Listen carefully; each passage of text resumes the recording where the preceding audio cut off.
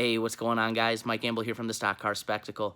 We just finished up a really exciting weekend of racing, action-packed weekend at Homestead Miami Speedway, and we're cruising into Talladega. Talladega, one of the most unpredictable racetracks there is. Restrictor plate racing is some of the most fun, most entertaining, and just like I said, unexpected racing that we see in NASCAR.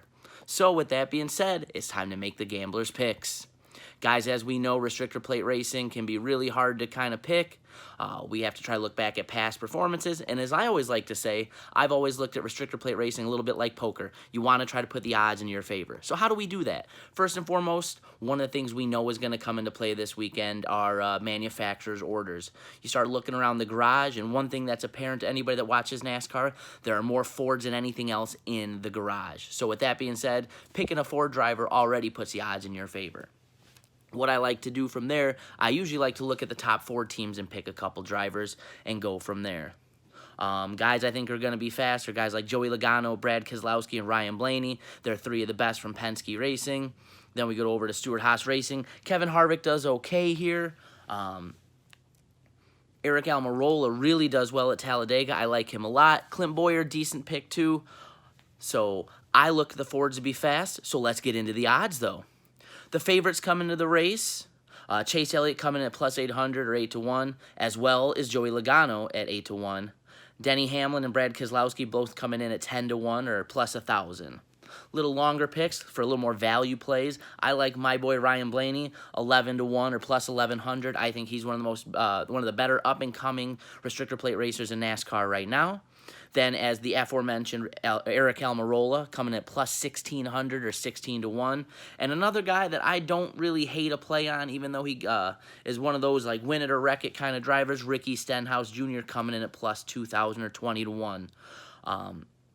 Right off the bat, guys, though all those plays I think are pretty decent, I would maybe stay away from a Chase Elliott or a Ricky Stenhouse to a degree, just because, again, they don't drive Fords. Chase did get it done here last year. I think he's becoming a decent little restrictor plate racer, but at the same time, I'm sticking with Fords if I'm putting my money on people.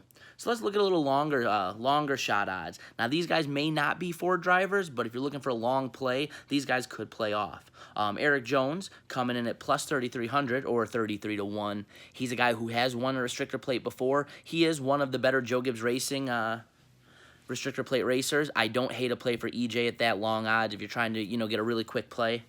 Another guy, Austin Dillon, has had an awesome restrictor plate career. He did win the Daytona 500. He's coming in at plus 4,000 or 40-1. Again, obviously not a favorite, but his odds are pretty decent if you're looking for a huge payout. And another guy I like, he does fit the Ford camp. I don't know how he's getting these odds, especially because he's a guy who just finished second last year in the fall here to Ryan Blaney. Almost won the Daytona 500 this year before his horrific accident. He's always been a good restrictor plate racer. Ryan Newman coming in at plus 4,000 or 40-1. You gotta like those odds for a guy who's a proven restrictor plate racer and is also part of the Ford family. He's a guy I like a lot.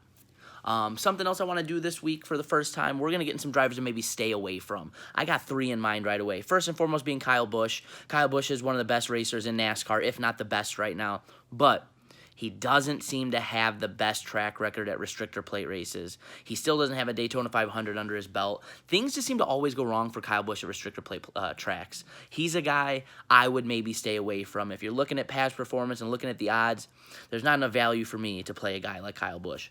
2 other guys that I would maybe stay away from, Alex Bowman and William Byron. People can get skewed by these two because Hendrick Motorsports usually does bring fast cars to qualifying in the past. Now, these guys don't always necessarily boil over to the racetrack as great plate racers. I think both of them have the potential to be great restrictor plate racers, but if you're looking at from the present on back, I see a little bit left to be desired there. So those 3 are guys that I would stay away from. So now let's get into who's the gambler certified pick. Once again, guys, I have to be a little bit of a homer here. I think Ryan Blaney is going to be my certified pick. I think he's your best value at 11-1 or plus 1,100. Again, I think he's one of the up-and-coming, emerging, premier restrictor plate racers in NASCAR. He finished second in the Daytona 500 this year by an eyelash. He won here at Daytona or Talladega in the fall last year. He's really doing a great job in the restrictor plates, and I don't see that stopping anytime soon, except for getting caught up in somebody else's mess. You never know what can happen at a racetrack like this.